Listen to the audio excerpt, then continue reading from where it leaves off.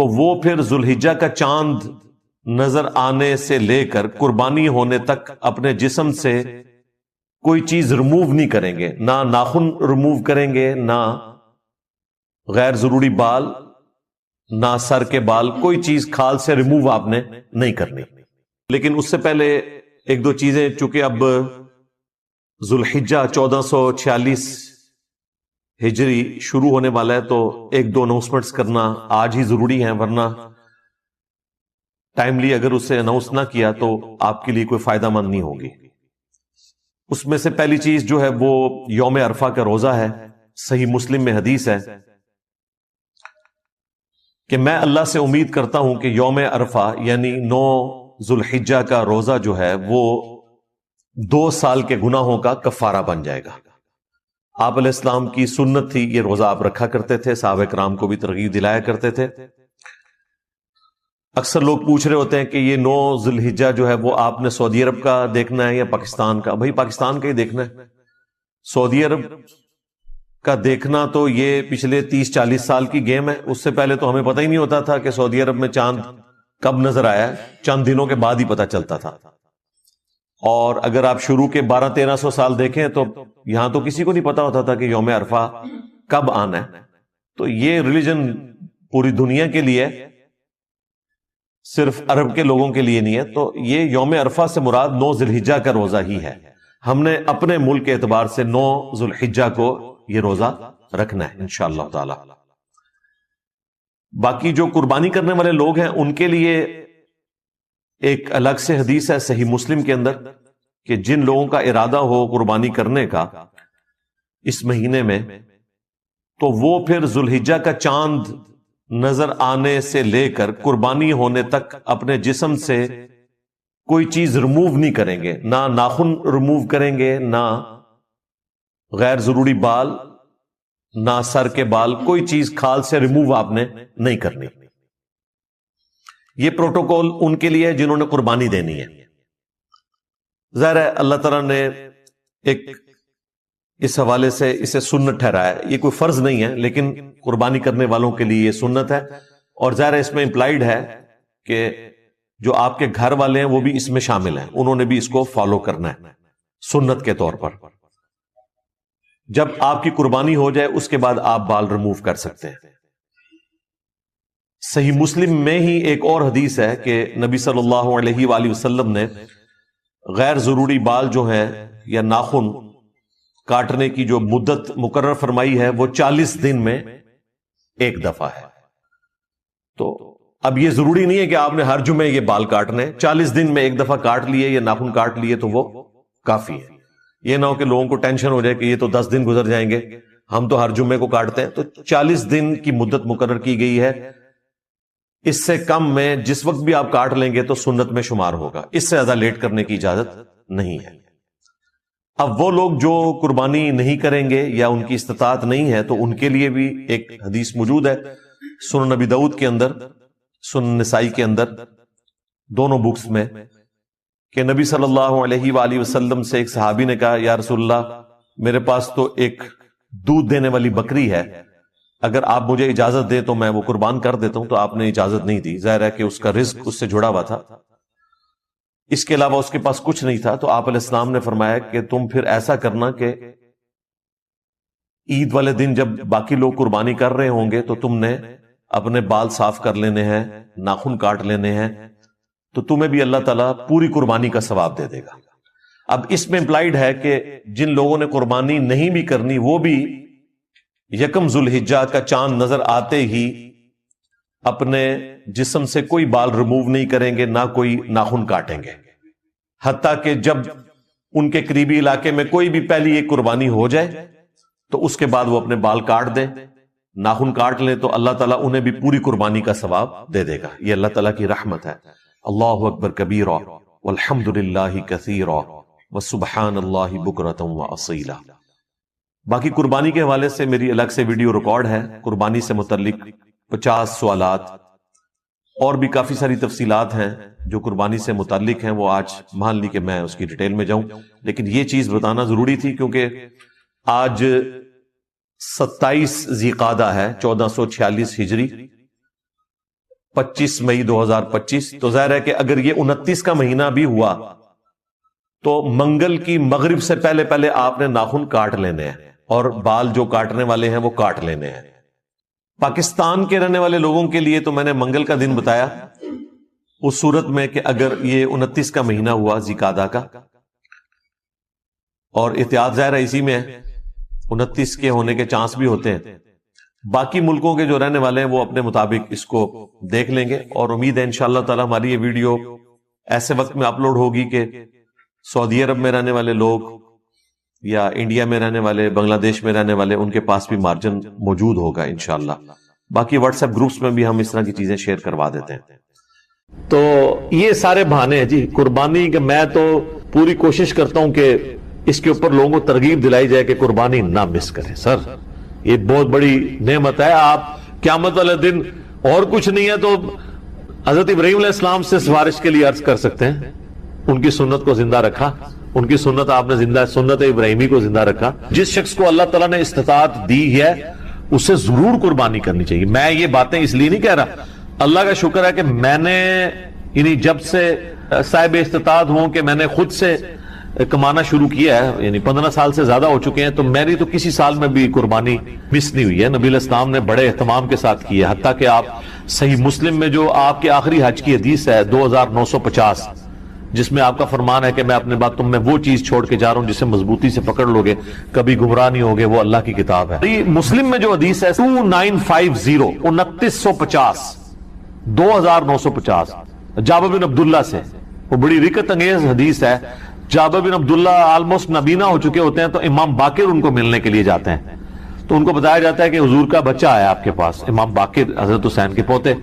तो वो उनको अपने पास बिठाते हैं, तो इमाम बाकिर इस हदीस को रवायत करते हैं, और इमाम बाकिर से इमाम जाफर सादिक ने बयान किया है, और 2 वास्तों से इमाम मुस्लिम ने लिए। तो इमाम बाकिर कहते हैं कि जाबिर बिन अब्दुल्ला मेरे ये सामने के बटन खोलते हैं और मेरे सीने पे यूं हाथ रखते हैं और कहते हैं तुम मेरे नबी के बेटे हो, तुम मुझसे जो पूछना चाहते हो पूछो। तो वो कहते हैं मैं आपसे पूछने आया हूं कि नबी इस्लाम ने हज किस तरह किया था। तो वो हज की ऑलमोस्ट 7-8 सफ़ों पे लंबी हदीस है। मुस्लिम शरीफ में 2950 और मिशकात में दूसरी जिल्द में हज के चैप्टर में पहली हदीस ही है। उसमें अल्फाज है कि यमन से नबी इस्लाम ने 100 ऊंट मंगवाए हज्जतुल वदा के मौका पर। 63 ऊंट आपने अपने मुबारक हाथों से नहर किए एक हज के मौके पर, 63 ऊंट, और ये हुजूर अपनी तरफ से कर रहे हैं, और बाकी 37 जो है वो मौला अली को कहा कि तुमने करना है। तो 63 में इशारा था कि आपकी चूंकि जिंदगी मुबारक के 63 साल है, आपने पूरे साल एक साल की कुर्बानी एक ही दफा की है। और उसके बाद जाबिर बिन अब्दुल्ला कहते हैं कि जब वो 100 के 100 ऊंट नहर हो गए तो नबी इस्लाम ने हुक्म दिया कि हर ऊंट में से एक एक बोटी ली जाए, और वो सारी 100 की 100 बोटियां एक देग में डाल के पकाई गई, हर एक जानवर से एक बोटी लेके। और फिर जाबिर बिन अब्दुल्ला कहते हैं कि मौला अली ने और नबी इस्लाम ने एक दस्तरखान पे बैठ के तनावुल फरमाया। तो वो पूरी की पूरी हदीस जो है ना बड़ी रिकत अंगेज है पढ़ने वाली, नबी इस्लाम के आखिरी हज का बयान, हज्जतुल वदा। तो उससे भी ये यानी बात पता चली कि नबी इस्लाम ने इस सुन्नत का बड़ा एहतमाम किया है। लिहाजा इस चक्रों में तो पढ़ना ही नहीं चाहिए कि जनाब वाजिब है या सुन्नत है। भाई सुन्नत है करें, तो ये सुन्नत ही है, वाजिब नहीं है, लेकिन सुन्नत मुअक्कदा है, सुन्नत दायमा, मुतवातिर और मुसलसल भी है। तो वो साहिब इस्तिताअत है, जरूर करें। जहां हम इतने और खर्चे करते हैं तो कुर्बानी क्यों ना करें। अगर कोई शख्स ऑलरेडी मकरूज है तो क्या वो कुर्बानी देने के लिए कर्जा उठा सकता है या कुर्बानी ना दे? कुर्बानी क्यों ना दे जी, करोड़पति लोग भी मकरूज हैं। ये बड़े बड़े फैक्ट्रियों के मालिकों से आप पूछे, इन्होंने करोड़ों में कर्जे उठाए हुए हैं। वो इक्विटी तो उनकी 40% है, 60% तो डेट उन्होंने बैंकों से उठाया हुआ है। वो तो सबसे पहले तो उनकी कुर्बानी साकित हो जाएगी। ये कर्जा जो है ये आर्जी कर्जा है। ये इस कर्जे को वो कर्जा नहीं कहा जाता कि जिसकी बुनियाद पे कर्जा यह है कि एक बंदा कर्जे के तले इस तरह दब गया कि उसकी 2 वक्त की रोटी मुहाल हो गई है और वो रूखी सूखी खा के गुजारा कर रहा है, उसको मकरूज कहा जाता है। करोड़पति लोगों को मकरूज नहीं कहा जाता। तो वो इस तरह नहीं है, कर्जा उठा के आप करें। ये कमेटी आपने कर्जे ही तो डाली होती है, कमेटी डाल लें। भाई की शादी के लिए डालते हैं कमेटियां, और वो जूतियां और कपड़े हों तब भी नए लेके देते हैं बच्चों को। उसका खर्चा निकालें तो एक बैल में हिस्सा डालने से तो कम ही बनता है। ये बैल में हिस्सा डालना तो उससे कम ही बनता है। آج کل ایک ایوریج شادی کے اوپر 15-20 ہزار روپے لگ جاتا ہے، تو سر 12-13 ہزار روپے کا آپ بیل میں حصہ نہیں ڈال سکتے؟ ضروری ہے کہ آپ نے بکرا ہی لینا ہے، بیل میں حصہ ڈال لیں؟ تو یہ جو آپ نے کمیٹی بھی ڈالی ہوتی ہے، اگر ایک سپوز لاکھ روپے کی آپ کی کمیٹی نکلی ہے، تیسری یا چوتھی، اور 10,000 روپیہ مہینہ ہے، تو چوتھی آپ نے کمیٹی جب لے لی ہے تو آپ نے ابھی تک تو 40,000 اس کو جمع کروائے ہیں نا کمیٹی والے کو، 60,000 تو آپ نے بعد میں کرانے ہیں، لیکن لاکھ روپے آپ نے پہلے ہی اٹھا لیا ہے، تو 60,000 کے تو آپ بھی مقروض ہیں، تو پھر تو دنیا میں کوئی بندہ ہی نہیں بچے گا۔ یہ سارے بہانے ہیں جی قربانی کے۔ میں تو پوری کوشش کرتا ہوں کہ اس کے اوپر لوگوں کو ترغیب دلائی جائے کہ قربانی نہ مس کریں۔ سر یہ بہت بڑی نعمت ہے، آپ قیامت والے دن اور کچھ نہیں ہے تو حضرت ابراہیم علیہ السلام سے سفارش کے لیے عرض کر سکتے ہیں، ان کی سنت کو زندہ رکھا، ان کی سنت آپ نے زندہ، سنت ابراہیمی کو زندہ رکھا۔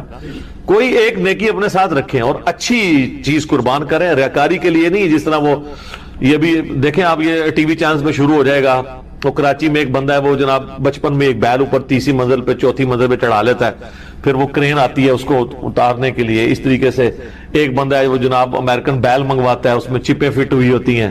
اگر یہ وہ اللہ کے لیے اچھا جانور دینا بہت اچھی بات ہے، لیکن اس کی نمائش نہیں ہونی چاہیے۔ ریاکاری ہوئی تو اعمال برباد ہونے کا خدشہ ہے۔ مسند عمل میں حدیث ہے، جس نے دکھلاوے کے لیے نماز پڑھی اس نے شرک کیا، حالانکہ پڑھی نماز ہے۔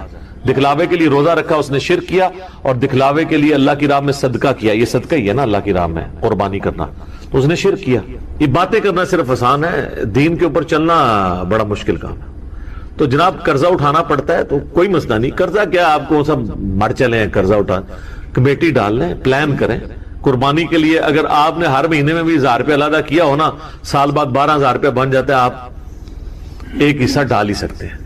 تو اس کو جس طرح باقی خرچے رکھے ہوئے ہیں نا، بچوں کی فیس، بچوں کی فیسیں آج کل 2,000 سے تو سٹارٹ ہو رہی ہے ایک عام نارمل سکول کے اندر، تو 24,000 روپے تو آپ بچوں کی فیس بھی سال کی دے رہے ہیں، تو سال میں 1,000 روپے علیحدہ کر کے آپ اللہ کی راہ میں قربانی نہیں کر سکتے؟ کرنی چاہیے۔ ایون قرضہ بھی اٹھانا پڑتا ہے، ضرور اٹھائیں، کریں، کیونکہ یہ قرضہ ایسا نہیں ہے کہ جو آپ کی گردن کو دبوچ لے گا، آپ آسانی سے اتار لیں گے۔ 12-13,000 روپے کیا چیز ہے؟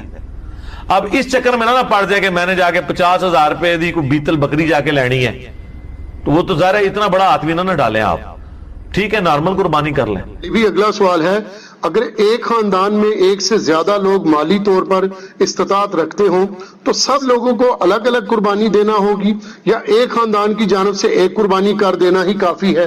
بہتر ہے جی سب الگ لگتے ہیں۔ دیکھیں یہ فضیلت ہے، ہر بندے نے اپنی قبر میں جانا ہے، وہ اللہ کے حضور کیوں نہ قربانی لے کے جائے۔ ان صلاتی و نسکی و محیای و مماتی للہ رب العالمین۔ رہا شرعی مسئلہ تو یہ ہے کہ ایک خاندان کی طرف سے ایک قربانی کافی ہے۔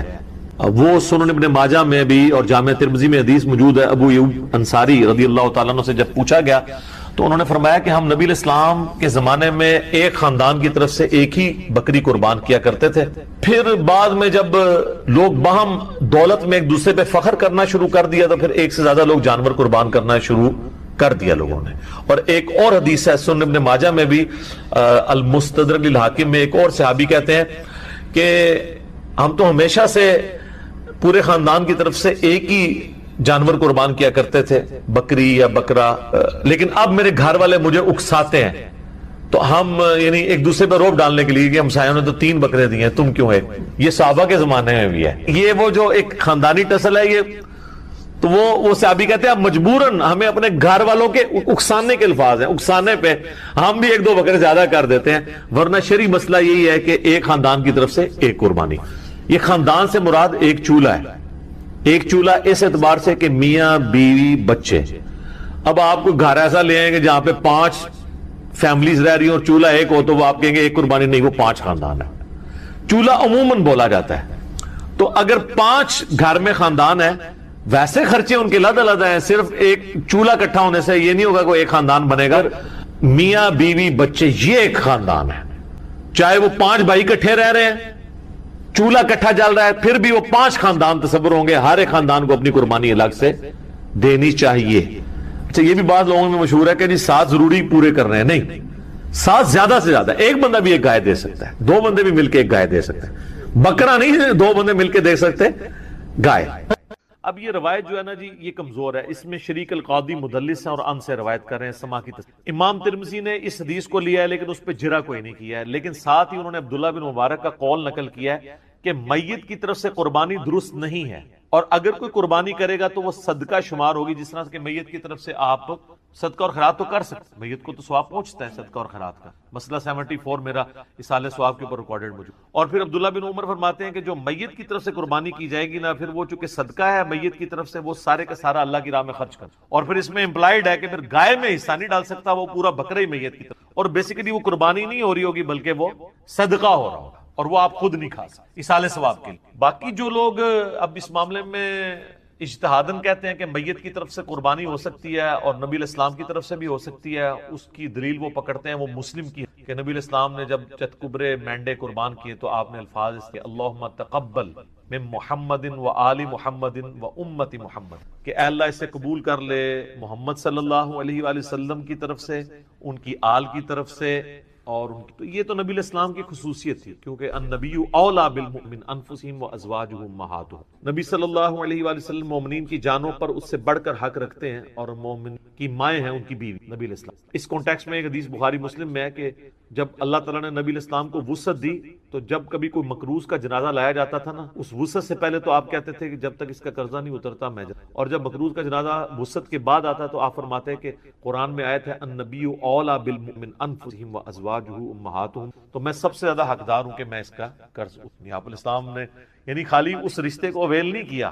یہاں تو پیری مریدی میں لوگ کیا کہتے ہیں کہ وہ پیر کہتا ہے کہ مرید میرے لیے قربانی کرے کیونکہ میرا اس کی جان سے بڑھ کے اس پہ حق ہے، اور رسول اللہ کا تو واقعی ہم پہ ہماری جان سے بڑھ کر حق ہے، اور حضور کہہ رہے ہیں حق تو میرا ہے اس کے اوپر، لیکن جب اس پہ اس طرح کا وقت آیا تو میں اس کے روحانی باپ کی حیثیت سے اس کا قرضہ خود، روحانی باپ تو ہے نا امت کے، صلوات بر محمد و آل محمد اللہم صلی علی محمد و علی آل محمد۔ تو اس حدیث کے تحت لوگ کہتے ہیں کہ جی وہ جو نبی علیہ السلام نے کہا کہ میری طرف سے اور میرے گھر والوں کی آل کی امت کی، تو کہتے ہیں پھر امت بھی اگر حضور کی طرف سے کر دے تو پھر میں یہ کہوں گا کہ یہ پھر مسئلہ اجتہادی ہے، ضعیف احادیث بھی اس کو سپورٹیو ہے، اگر کوئی دینا چاہتا ہے ضرور دے لیکن گائے میں نہ حصہ ڈالے، اللہ تعالیٰ سے ایک بکرا دینا۔ اور پھر جس طرح ابن مبارک نے فرمایا، عبداللہ ابن مبارک نے امام حنیف شاگرد ہیں، امام حنیفہ کے شاگردوں میں سے ہیں اور امام بخاری کے دادا استاد، کہ پھر اس طرح کا گوشت خیرات۔ باقی یہ ہماری جذباتی ایفیلیشن ہے۔ مجھے بتائیں کہ رسول اللہ صلی اللہ علیہ وآلہ وسلم اس کام سے خوش ہوں گے جو انہوں نے امت کے ذمہ لگایا ہے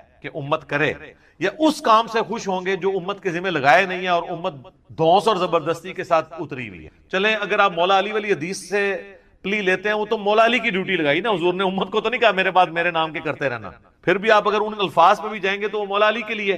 اچھا اب آ جائیں یہاں پر، اگر آپ کے عام امتی، تو عام امتی کے ذمہ جو کام ہے نا سر، وہ سورۃ الاعراف آپ پڑھ کے دیکھیں، میں نے پہلے بھی کئی دفعہ یہ چیز بیان کی ہے، میں آج پھر بیان کر دیتا ہوں۔ نبی علیہ السلام کا جہاں پہ ذکر خیر آیا نا کہ اگلی کتابوں میں آپ کا ذکر ہے، 157 نمبر آیت ہے، اللہ تعالیٰ نے فرمایا اعوذ باللہ من الشیطان الرجیم الذین یتبعون الرسول النبی الامی الذی یجدونہ مکتوبا عندہم فی التوراۃ والانجیل، یہ اس نبی امی کی پیروی کر رہے ہیں جس کا ذکر لکھا ہوا پاتے ہیں اپنے پاس تورات اور انجیل کے اندر، یأمرہم بالمعروف وینہاہم عن المنکر، جو کہ انہیں نیکی کا حکم دیتے ہیں، ان کو برائی سے روکتے ہیں، وَيُحِلُّ لَهُمُ الطَّيِّبَاتِ، اور حلال کر چیزیں ان پر پاکیزہ چیزیں حلال کرتے ہیں، وَيُحَرِّمُ عَلَيْهِمُ الْخَبَائِثَ، اور جو خبیث گندی چیزیں ہیں وہ ان پر حرام کرتے ہیں اللہ کے اذن سے، وَيَضَعُ عَنْهُمْ إِصْرَهُمْ، اور ان پر جو بوجھ تھا وہ ان سے دور کرتے ہیں۔ ظاہر شریعت کی پابندیاں بوجھ نہیں ہوتی ہیں بلکہ شریعت کی وجہ سے جو خام خواہ کے بوجھ آپ پہ ڈلے ہوتے ہیں وہ اتر جاتے ہیں۔ وَالْأَغْلَالَ الَّتِي كَانَتْ عَلَيْهِمْ، اور جو ان کے گردنوں میں توق پڑے تھے وہ ان سے دور کرتے ہیں۔ خام خواہ کے ایک ان کی روایتیں چل رہی تھیں، جس طرح یہاں بھی آپ دیکھ لیں، جو ایک اللہ کا ہوتا ہے وہ پھر کسی بابے سے نہیں ڈرتا، اور جو اللہ کا نہیں ہوتا وہ جو قبر دیکھتا ہے، جو جھنڈا دیکھتا ہے اس کے آگے، یہ ڈرائیوروں کو آپ دیکھیں نا راستے میں جتنے مزار ہیں نا دور سے یوں کرتے جاتے ہیں، یہ ان کی گردنوں میں توق ہے نا، اتنے ڈرے ہوئے ہیں، دور دور سے یوں کر رہے ہوتے ہیں۔ تو نبی علیہ السلام نے سب جھوٹے خداؤں کو سائڈ پہ کر کے ایک خدا کا تعارف کروایا، اور ہم نے آپ کو سارے جھوٹے بابوں سے ہٹا کے رسول اللہ کے قدموں تک پہنچایا۔ ما ضل صاحبکم وما غوا صلی اللہ علیہ وآلہ وسلم۔ پھر اللہ تعالیٰ فرماتا ہے فالذین آمنوا بہ، پس جو لوگ ان پر ایمان لائے، عزروہ ونصروہ، اور ان کی عزت کی اور ان کی مدد کی، واتبعوا النور الذی انزل معہ، اور پیروی کی اس نور کی یعنی قرآن کی جو ان کے ساتھ نازل ہوا، اولئک هم المفلحون، ایسے ہی لوگ ہیں جو فلاح پا گئے۔ تو اللہ تعالیٰ فرما رہا ہے کہ رسول اللہ صلی اللہ علیہ وآلہ وسلم کے ساتھ محبت کا تقاضا یہ ہے کہ آپ ان پر ایمان لاؤ، قرآن کی پیروی کرو، اور رسول اللہ کی اس کاز میں جس کاز کے لیے وہ دنیا میں ہیں ان کی مدد کرو۔ آج بھی رسول اللہ کی آپ نے مدد کرنی ہے، ان کے دین کی مدد کرنی، یہ یعنی رسول اللہ صلی اللہ علیہ وسلم ہمارے محتاج نہیں ہیں، لیکن جو ایک روحانی باپ کی حیثیت سے ہم پر حق ہے ان کا، جو بخاری مسلم میں آپ نے یوم النہر کے خطبے میں بھی کہا ہے اور یوم عرفہ کے خطبے میں بھی کہ کیا میں نے اللہ کا پیغام تم تک پہنچا دیا؟ سب نے کہا یا رسول اللہ پہنچا دیا۔ آپ نے فرمایا اب تمہاری ذمہ داری ہے کہ اس پیغام کو دوسرے لوگوں تک پہنچاؤ۔ پھر 3 دفعہ آپ نے گواہ بھی کیا، اللہم اشہد اللہم اشہد اللہم اشہد، اے اللہ گواہ رہنا، اے اللہ گواہ رہنا، گواہ رہنا، یہ لوگ مان رہے ہیں کہ میں نے پیغام پہنچا۔ تو نبی علیہ السلام اس کو شہادت علی الناس کہتے ہیں، اللہ کے گواہ بن کے انسانیت کے اوپر کھڑا ہونا۔ تو یہ آپ کی ذمہ داری ہے۔ ہم لوگ یعنی اس ٹینشن میں پڑے ہوتے ہیں کہ میں نے حضور علیہ السلام کے نام کا بکرا کرنا ہے، ٹھیک ہے، یا کوئی شخص انگوٹھے چومنے کو محبت کا اظہار سمجھتا ہے۔ سر محبت کا اظہار اس کو آپ سمجھیں، میں اس کو فیل کر سکتا ہوں، میں ایک ادنا سا انسان ہوں، مجھے میرے ساتھ جو لوگ اٹیچ ہیں، میرے لیے کوئی کھڑا ہو جاتا ہے مجھے تو برا لگتا ہے، یا کوئی میرے لیے جھک جاتا ہے یا مجھے کوئی پروٹوکول دیتا ہے تو مجھے نہیں لگتا، اچھا نہیں لگتا۔ مجھے اچھا وہ بندہ لگ رہا ہوتا ہے کہ جو ہم نے یہ دعوت توحید اور سنت کی دعوت بلند کی ہے اس کے لیے قربانیاں دی۔ یہ میں اس چیز کو سمجھ سکتا ہوں، ایک چھوٹے سے لیول پہ کام کرنے والا، اور میں اس کو فورس ہی کر سکتا ہوں کہ وہ جو شخص ہماری اس دعوت میں ہمیں سپورٹ نہیں کر رہا اور صرف جو ہے وہ آگے پیچھے پھرنے کے چکروں میں ہے، تو مجھے تو وہ کوئی کچھ بھی کنٹریبیوٹ نہیں کر رہا۔ میرا بازو تو وہ بنا ہوا ہے کہ جو ہم کاز کے لیے اٹھے ہیں اس میں مجھے سپورٹ کرے، تو اس کو مجھے یہ کہنے کی ضرورت نہیں پڑے گی کہ علی بھائی میرے لیے دعا کریں، میرے اندر سے اس کے لیے دعائیں نکل رہی ہوں گی۔ سیدھی سی بات ہے، اب جو لوگ بھی سوشل میڈیا پہ ہماری اس دعوت کو عام کر رہے ہیں، میں نے کئی لوگوں کو دیکھا تک نہیں، لیکن میرے دل سے دعا، کوئی اچھا کلپ کسی نے اچھا تھمبنیل بنایا، میں اس کے لیے دعا میرے دل سے نکلتی، یار یہ کاز میں ہمیں سپورٹ کر رہے ہیں۔ رسول اللہ صلی اللہ علیہ وآلہ وسلم کے تو ذمہ اتنی بڑی ذمہ داری اللہ نے لگائی ہے، وَمَا أَرْسَلْنَاكَ إِلَّا كَافَّةً لِلنَّاسِ بَشِيرًا وَنَذِيرًا، پوری انسانیت کے لیے آپ کو ڈر سنانے والا اور خوشخبری سنانے والا بنا کے بھیجا گیا۔ تو آپ علیہ السلام کی تو خوشی اس میں ہوگی کہ آپ کے ہم میسج کو آگے لے کے چلیں، نہ کہ قربانی کے دنوں میں ہم اس چکر میں پڑ دیں کہ نبی علیہ السلام کے نام کا بکرا کرنا ہے نہیں کرنا۔ کئی لوگ تو ایسے ہیں جو کہتے ہیں ہمارے پاس ایک ہی بکرے کے پیسے تھے تو ہم نے نبی علیہ السلام کے نام کا کر دیا، اپنا کیا ہی نہیں ہے۔ یہ کون سی شریعت میں عمل ہو رہا ہے؟ رسول اللہ صلی اللہ علیہ وآلہ وسلم اس عمل سے خوش ہوں گے جو آپ چاہتے ہیں، آپ کی عزت کا کوئی بھی معیار جو آپ نے رکھا ہے وہ قابل قبول ہوگا، اور جو آپ صلی اللہ علیہ وآلہ وسلم نے نہیں رکھا وہ مردود بھی ہو سکتا ہے قابل قبول، لیکن وہ تو ڈیفینیٹلی قابل قبول ہے جو آپ نے رکھا ہے۔ جامعہ ترمذی میں موجود ہے، ابو داؤد اور ابن ماجہ میں ڈیٹیل حدیث ہے، اور اس حدیث کے اندر شریک القاضی مدلس ہے، لیکن سما کی تصریح سنن کبری البیہقی میں موجود ہے کہ ایک صحابی قیس بن سعد کہتے ہیں میں کوفے کے پاس ہیرا نامی شہر میں گیا تو صلی اللہ علیہ وآلہ وسلم نے اپنی عزت اور تعظیم کا وہ راستہ جو شرکی کیٹیگری میں فال کر سکتا تھا یا آپ کی تعلیمات کے خلاف تھا، اس کو سائڈ پہ کر کے آپ نے کہا یہ کام ہے کرنے۔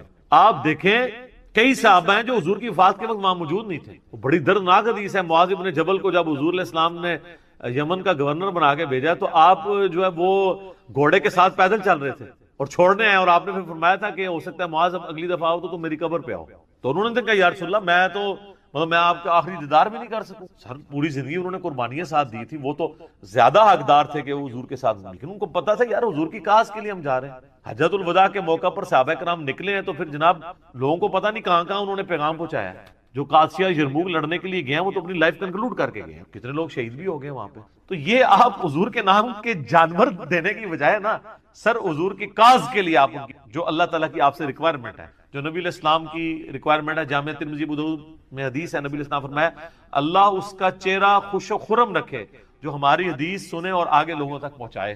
حضور دعائیں دے کے گئے ہیں ان لوگوں کو جو آپ کا پیغام لوگوں تک پہنچا رہے ہیں، اور پھر حجۃ الوداع پہ آپ کی تلقین، پھر غدیر خم پہ آپ کی تلقین، قرآن اور اہل بیت، قرآن اور سنت، اور آگے پہنچاؤ آگے پہنچاؤ۔ کیوں؟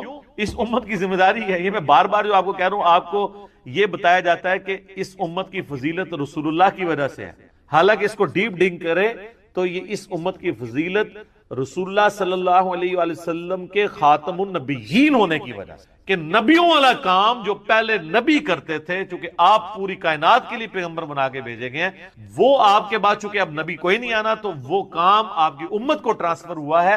اس کام کے ٹرانسفر ہونے کی وجہ سے یہ امت افضل ہے، صرف چھڑا حضور علیہ السلام کا نام لگانے کی وجہ سے نہیں. اور اگر آپ یہ کہیں میرا اجتہاد ہے تو میں آپ کو قرآن کی آیت پیش کروں گا، کنتم خیر امۃ للناس تأمرون بالمعروف وتنہون عن المنکر وتؤمنون باللہ. تم بہترین امت ہو جو لوگوں کے نفع کے لیے نکالے گئے ہو، لوگوں کو اللہ کی طرف بلاتے ہو، یعنی لوگوں کو نیکی کی طرف بلاتے ہو، برائی سے روکتے ہو، اور اللہ پر ایمان لاتے ہو. ایمان تیسرے نمبر پہ ذکر ہوا ہے کہ ایمان سچا اس کا ہے جو لوگوں کو اللہ کی طرف بلائے، نیکی کے کاموں کی طرف برائے، برائی سے روکے. تو نبی علیہ السلام کا منصب تو یہ تھا، اور آپ کی مدد آپ نے اس طریقے سے کرنی. یہ حضرت عیسیٰ علیہ السلام اپنے ساتھیوں سے جب کہہ رہے ہیں من انصاری اللہ، تو کوئی مطلب نعوذ باللہ من ذالک کو دنیاوی طور پہ کوئی فوڈ چین کھولنے کے لیے تو نہیں وہ کہہ رہے تھے، دین کے مدد کے لیے. تو حواری وقال الحواریون نحن انصار اللہ، ہم جو ہیں وہ اللہ کے مددگار، اس کے دین کے مددگار. تو رسول اللہ کے نام کے بکرے قربان کرنے کی بجائے نا آپ دین میں ان کے لیے مدد اور اس دین کے پیغام کو، یہ ہے کام کا. تو باقی ساری چیزیں تو ثانوی ہیں. باقی آپ اصالہ ثواب کے اوپر مسئلہ 74 میرا دیکھ لیں. 10 لاکھ سے زیادہ لوگ یوٹیوب پہ ویڈیو دیکھ چکے، بلکہ 1.2 یا 1.3 ملین کے قریب لوگ دیکھ. میں نے اصالہ ثواب کی ساری شکل اس کیٹیگری میں فال کرے گا. قربانی والا مسئلہ جو ہے مختلف ہے، باقی وہ جو ہے اسے سارا لیتے ہیں، وہ روایتیں کم، پر زیادہ سے زیادہ مولا علی کی خصوصیت ہو. اور باقی رہا رسول اللہ کا کہنا کہ محمد آل محمد اور امت محمد کی طرف سے قبول کر، تو یہ نبی علیہ السلام کی خصوصیت. ورنہ تو آپ بھی جب پھر قربانی کریں تو آپ بھی کیا پھر یہ ساتھ کہیں گے کہ میری طرف سے، میرے گھر والوں کی طرف سے، رسول اللہ کی طرف سے اور پوری امت کی طرف سے قبول کر، لہذا پوری امت میں کرنے کی ضرورت ہی نہیں ہے. اس طرح تو نہیں ہے. تو اس جو خصوصیت والی چیز ہے اس کو اس طریقے سے. Point number 13. تو یہ سب سے بڑا تھا. تھوڑے سے پوائنٹس رہ گئے، انشاءاللہ تھوڑی دیر میں یہ کور ہو جائیں گے کہ گوشت کے کتنے حصے کیے جائیں. یہ بھی بڑا کریٹیکل مسئلہ ہے. تو کوئی صحیح حدیث تو دور کی بات، ضعیف روایت بھی نہیں ہے کہ گوشت کے 3 حصے کیے جائیں، ایک رشتہ داروں کے لیے، ایک غریبوں کے لیے، ایک اپنے لیے. سارا خود بھی کھا سکتے ہیں، کوئی مسئلہ نہیں ہے، لیکن پریفریبل یہ ہے کہ غریبوں اور محتاجوں کو بھی کھلایا جائے. وہ میں انشاءاللہ بتا دوں گا بعد میں. اور وہ ہے اگلا پوائنٹ. اور یہاں بات یاد رکھیں، حنفی بھی یہ بات نہیں مانتے. ان کے علماء ضرور کہتے ہیں کہ 3 حصے کریں، لیکن وہ بھی یہ بات ان کی کتابوں میں موجود ہے کہ 3 حصے کرنا ضروری نہیں، سارا خود بھی کھا سکتے ہیں. وہ پوائنٹ نمبر 14 ہے کہ سورۃ الحج کی آیت نمبر 28 میں اللہ تعالیٰ نے فرمایا، اور وہ میں آیت انشاءاللہ آخر میں پڑھ بھی دوں گا، کہ آپ صلی اللہ علیہ وسلم پر یہ آیت مبارکہ جو نازل ہوئی، اس میں فرمایا گیا کہ قربانی جب حج کی کرو تو خود بھی کھاؤ اور محتاجوں اور غریبوں کو بھی کھلاؤ. تو کیٹاگوریکل مینشن ہوا کہ خود بھی کھانا ہے اور غریبوں کو بھی کھلانا ہے. اور صحیح بخاری اور صحیح مسلم کی متفق علیہ حدیث ہے، آپ صلی اللہ علیہ وسلم نے فرمایا، تم میں سے جس نے بھی قربانی کی ہے تو 3 دن سے زیادہ وہ اپنے گھر گوشت سٹور نہ کرے. پھر اگلے سال آپ صلی اللہ علیہ وسلم سے صحابہ نے پوچھا، یا رسول اللہ آپ نے پچھلی دفعہ تو کہا تھا 3 دن سے زیادہ گوشت نہیں رکھنا، تو اس سال بھی ہم یہی کریں؟ تو آپ صلی اللہ علیہ وسلم فرمایا، نہیں، پچھلے سال میں نے اس لیے کہا تھا کہ قحط کا زمانہ تھا اور میں نہیں چاہتا تھا تم سارا گوشت جو ہے وہ اپنے پاس رکھو، اپنے غریب بھائیوں کو بھی کھلاؤ، اس لیے میں نے تم پر یہ پابندی لگائی تھی کہ 3 دن سے زیادہ گوشت سٹور نہیں کرنا اور سارا صدقہ اور خیرات کر دینا ہے. اب گوشت خود بھی کھاؤ، غریبوں کو بھی کھلاؤ اور ذخیرہ بھی کر لو. یہ بخاری اور مسلم متفق علیہ حدیث ہے. اس حدیث میں بھی اشارہ مل گیا کہ قربانی کے 3 دن ہے، اشارہ ملا 3 دن سے زیادہ نہیں رکھنا. اور یہ بھی پوائنٹ شیخ زبیر علی زئی صاحب نے ایکسپلور کیا، اور واقعی حقیقت بات ہے کہ اس کے اندر امپلائڈ ہے کہ 3 دن قربانی ہے. بخاری مسلم کی حدیث میں 3 دن سے زیادہ گوشت نہیں رکھنا. پوائنٹ نمبر 15 نمبر، کیا قربانی کے گوشت تک روزہ رکھا جائے گا؟ یہ بھی پوائنٹ ہے. اکثر لوگوں میں یہ مشہور ہے کہ جی وہ گوشت پکے گا پھر آپ نے روزہ کھولنا ہے. دیکھیں اندازہ کریں، حالانکہ میں پہلے بھی بتا چکا کہ بخاری اور مسلم کی متفق علیہ حدیث ہے کہ 2 دن تو روزہ ہے ہی نہیں ہے، عید الفطر اور عید الاضحیٰ. اور صحیح مسلم ہے کہ ایام تشریق بھی کھانے پینے کے دن ہیں، ان میں بھی روزے سے اوائڈ کرنا چاہیے، کھانے پینے کے دن. یہ پتہ نہیں مسئلہ کہاں سے نکالا. البتہ ایک بات ضرور ہے، وہ جامعہ ترمذی میں صحیح سند کے ساتھ کہ آپ صلی اللہ علیہ وسلم نے فرمایا کہ جو عید الفطر کے لیے آپ صلی اللہ علیہ وسلم جب جایا کرتے تھے تو آپ صلی اللہ علیہ وسلم گھر سے کچھ کھا کر جایا کرتے تھے چھوٹی عید کی. اور بڑی عید کے لیے جب آپ صلی اللہ علیہ وسلم جایا کرتے تو بغیر کھائے پیے جایا کرتے اور واپسی پر آ کر کھایا کرتے. اس میں یہ موجود نہیں کہ وہ گوشت پکا کے کھاتے تھے، بس یہ کہ واپسی پر آ کر کھاتے تھے، یعنی جاتے وقت کچھ نہیں کھانا. البتہ یہ ضرور ہے کہ اگر جلدی قربانی ہو جاتی ہے بالکل ارلی ان دا مارننگ، تو سب سے بہتر یہ ہے کہ آپ اسی گوشت کے ساتھ ناشتہ کریں. لیکن وہ قربانی ہونی ہے 2 دن، دوسرے دن اگر آپ کو ٹائم دیا ہوا ہے کسی مدرسے والے تو 2 دن کا روزہ رکھیں گے، تو یہ عقلی طور پہ ہی غلط ہے بات. देखे ना, अकल में नहीं बात बैठती। ये हो गया वो इल्जामी जवाब जिसको पंजाबी में फक्की कहते हैं। तो जिसको तीसरा दिन मिला तो वो बंदा ही मारा जाएगा ईद के चक्कर में। तो ये बात समझ लें कि ईद के बाद खाना, यानी ईद से पहले खाना नहीं, ईद के बाद आकर खाएं, तो ये नहीं। हाँ, ये जरूर है अल्हम्दुलिल्लाह सही मुस्लिम में मौला अली रजी अल्लाह तआला अन्हु 100 ऊंट लेकर आए यमन से हज के मौका पर। सही मुस्लिम में वो डिटेल हदीस है।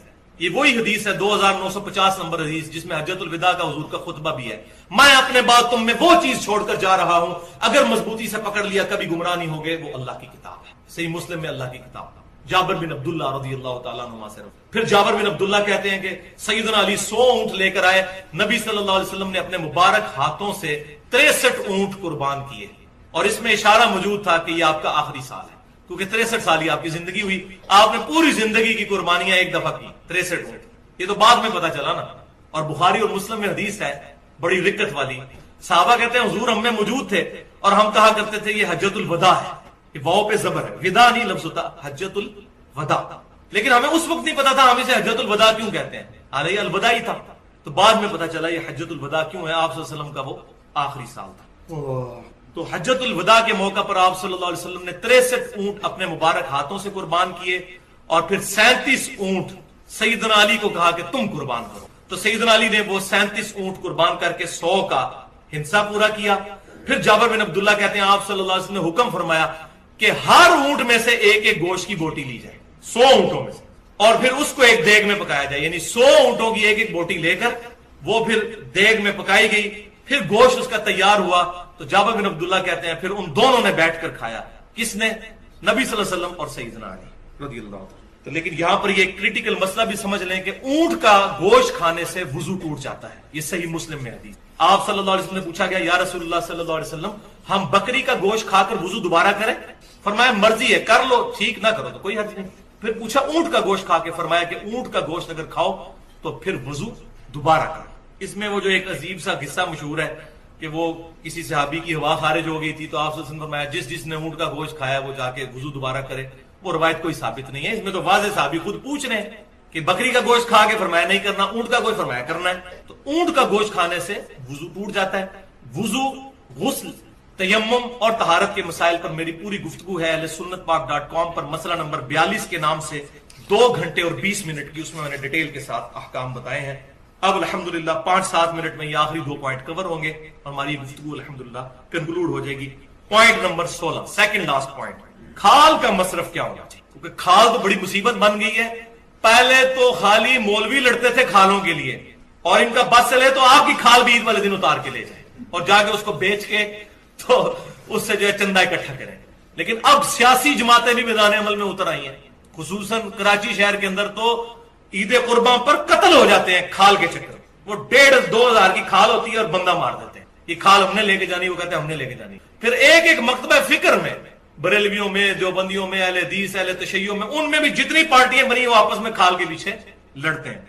और बाज लोग तो बेचारे सिर्फ इसलिए 2 कुर्बानियां करते हैं कि एक पार्टी को एक खाल देंगे, दूसरे को दूसरे, ताकि दोनों खुश रहें। ठीक है, ये बिल्कुल हकीकत है। और ये सारा मसला जो हुआ है ना, वो हुआ है फितने माल। मैं फिर रिपीट करूंगा, मसला नंबर 51, 1.5 घंटे की गुफ्तगू, रिस्क हराम, फितना माल और दुनिया परस्ती का अंजाम और उसका इलाज। आज तक किसी बंदे ने रिस्क हराम पे ये गुफ्तगू नहीं की। क्यों? कि वो पर्टिकुलर आयात है ही उलमा के बारे में है कि यह हराम हो रहा है। वो सारी आयात मैंने पेश की है। उम्मत के बारे में तो बाद में है, जामिया तिरमिज़ी में सही हदीस है, हर उम्मत का एक फितना और मेरी उम्मत का फितना माल है, तो मैंने डिटेल के साथ उसमें बयान किया है।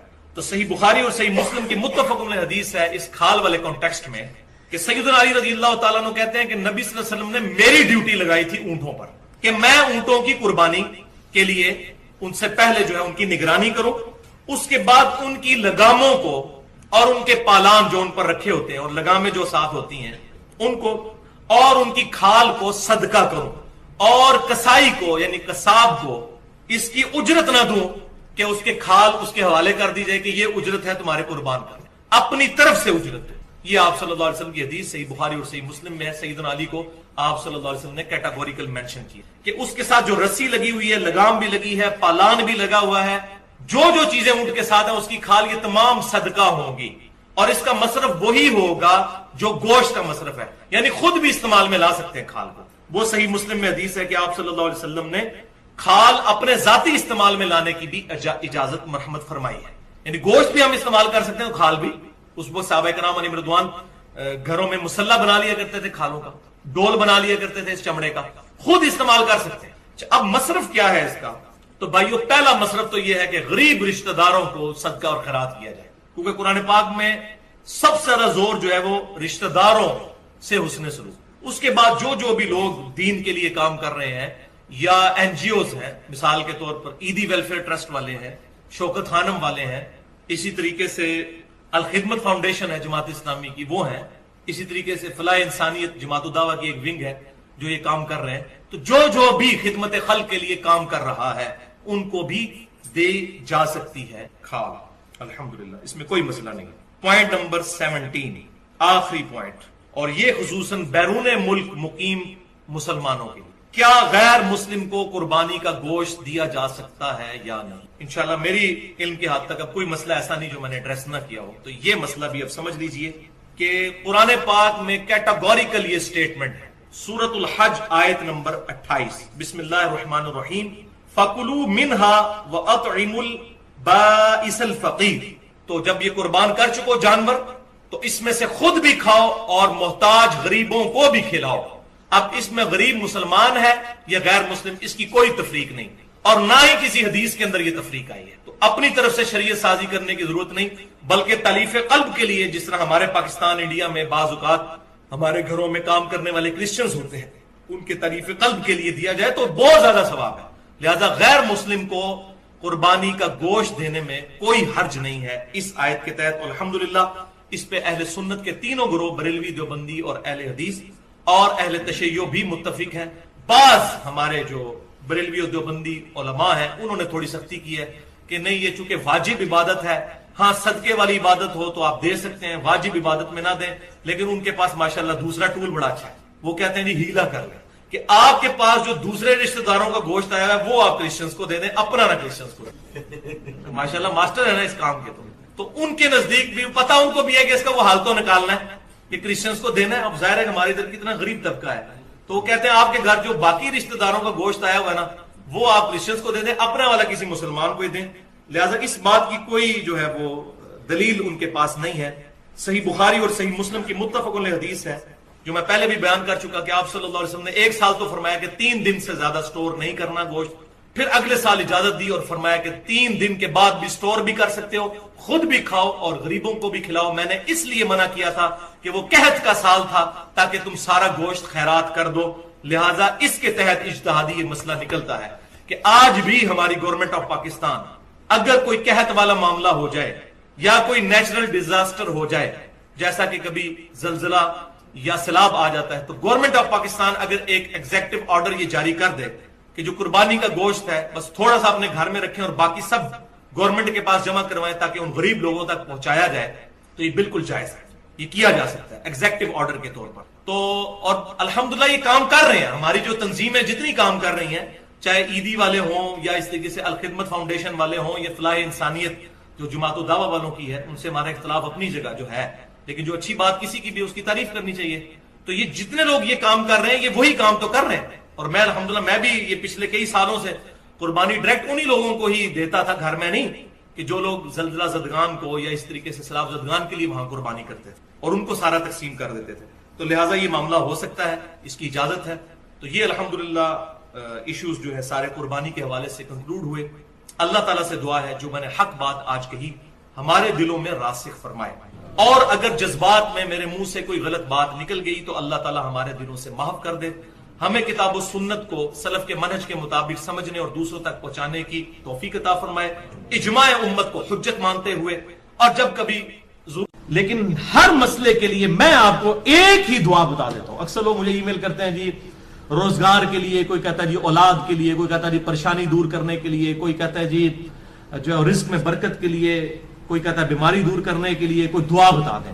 بھائیو ہم آپ کو 50 دعائیں نہیں بتاتے ہیں, ایک دعا بتاتے ہیں, ایک دعا جو اکثر مسلمانوں کو پہلے ہی آتی ہے, اس کو ترجمے کے ساتھ یاد کر لیں اور اس دعا کو آپ ہر جگہ پڑھیں جس مقصد کے لیے پڑھیں.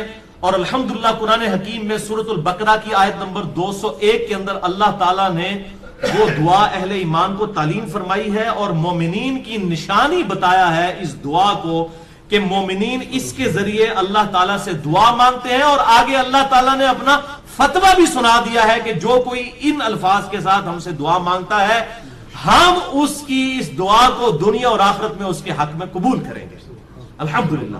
اور وہ دعا ہے سورۃ البقرہ آیت نمبر 201، ربنا آتنا فی الدنیا حسنہ وفی الآخرۃ حسنہ وقنا عذاب النار۔ یہ وقف کر کے میں نے پڑھا اور کنٹینیوس پڑھیں گے، ربنا آتنا فی الدنیا حسنۃ وفی الآخرۃ حسنۃ وقنا عذاب النار۔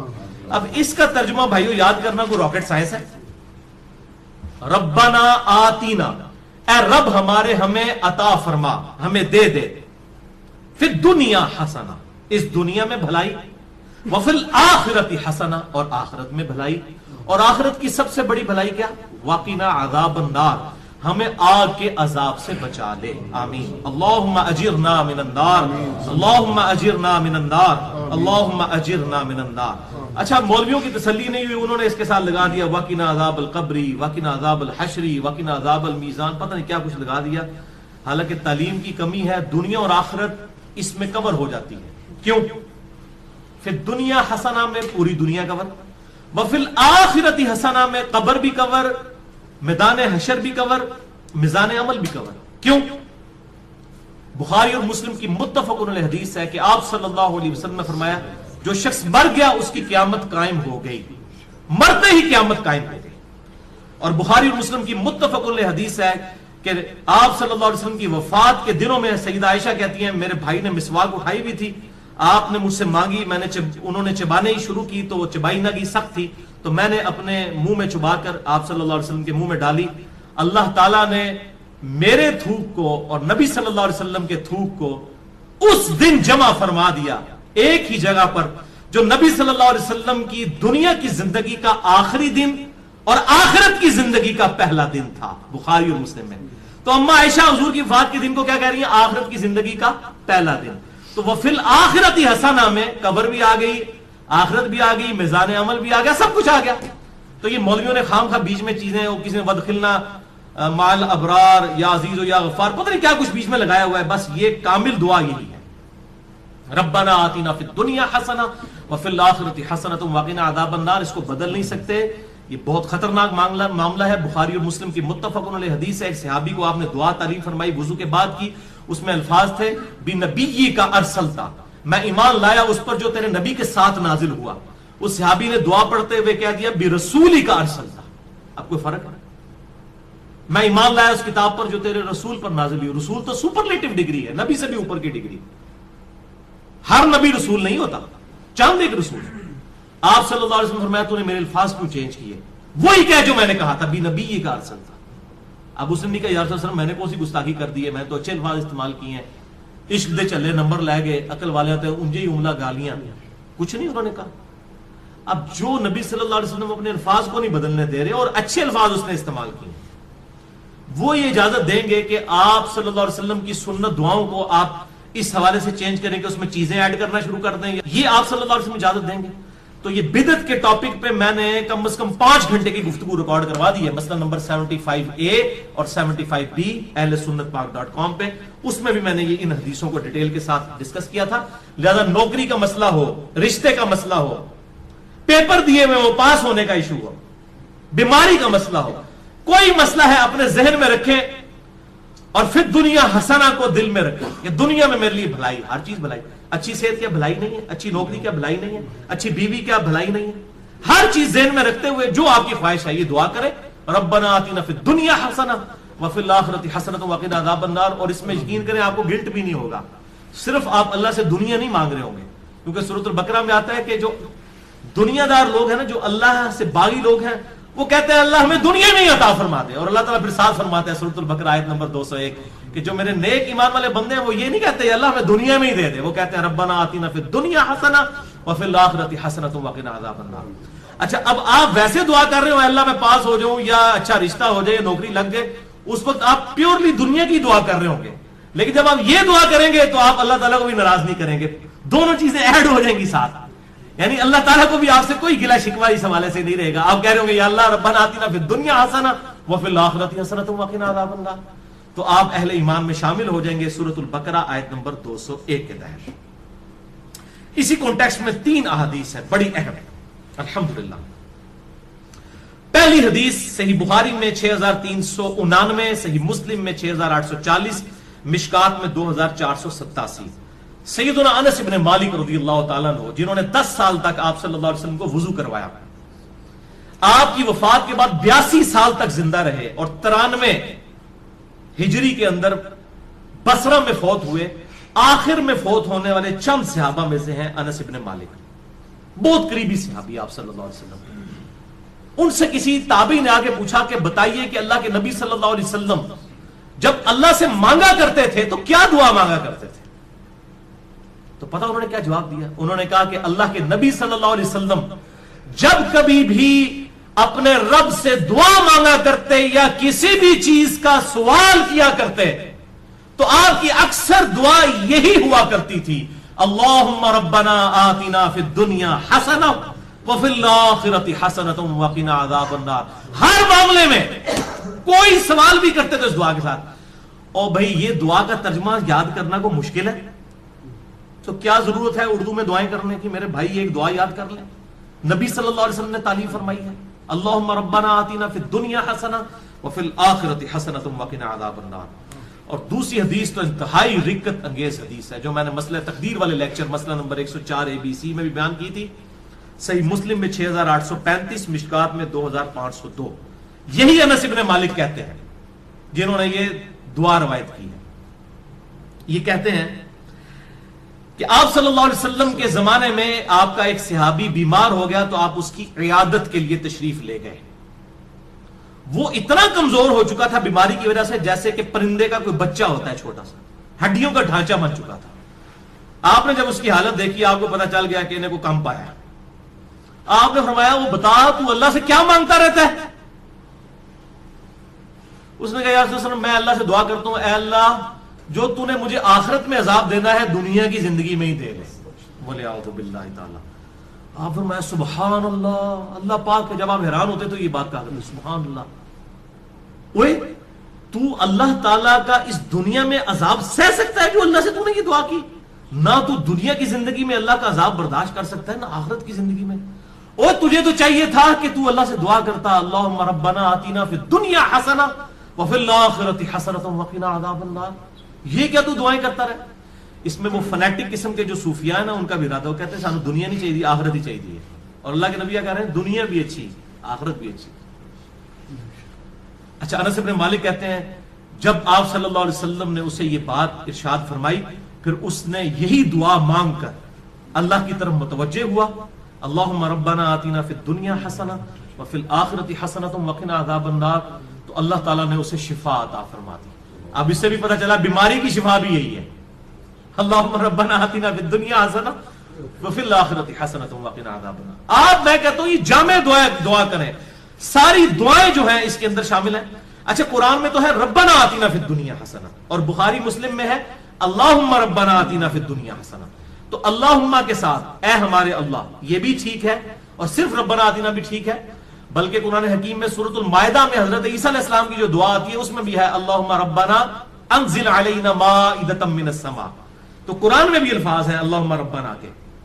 ویسے تو ہمارے لیے بخاری مسلم کے الفاظ ہی کافی تھے, لیکن میں پھر بھی کیڑا نکالنے کے لیے کوئی یہ نہ کہ جی قرآن میں تو صرف ربنا آیا آپ اللہم کیوں لگا رہے ہیں. تو اللہ تعالیٰ نے بھی یہ دعا حضرت عیسیٰ علیہ السلام کی نقل کی ہے اللہم ربنا آتنا فی الدنیا حسنہ. یہ پڑھنا بخاری اور مسلم سے ثابت ہوا. اور اللہم ربنا انزل علینا مائدۃ من السماء سورۃ المائدہ کے آخری رکوع میں حضرت عیسیٰ علیہ السلام کے کانٹیکسٹ میں یہ الحمدللہ اللہم ربنا کے ساتھ یہ آئی ہے.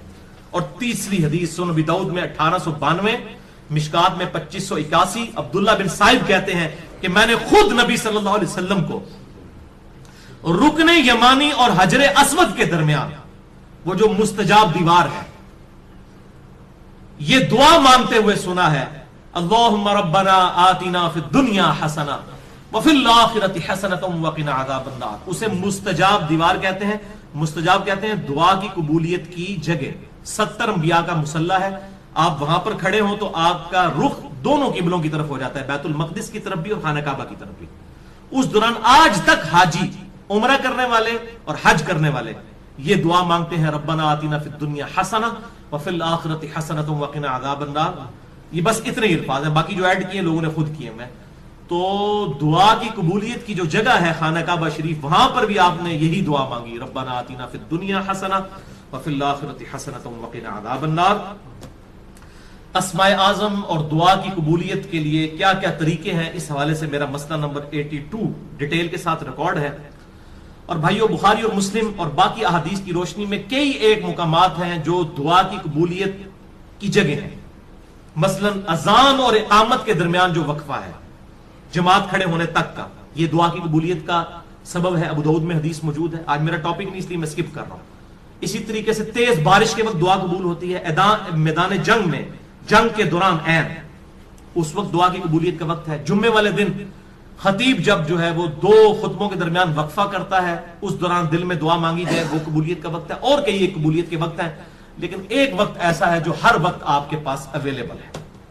اسی کانٹیکسٹ میں آپ کو اگلی 5 حدیثیں میں بیان کرنے لگا ہوں، اور وہ ہے نماز میں دعا مانگنا، جس کے لیے آپ کو جمعے کے دن کے انتظار کی ضرورت نہیں ہے، کسی اور چیز کی ضرورت نہیں. جب بھی آپ نماز پڑھیں، یہ 5 حدیثیں اسی پہ ہماری گفتگو کنکلوڈ ہوگی.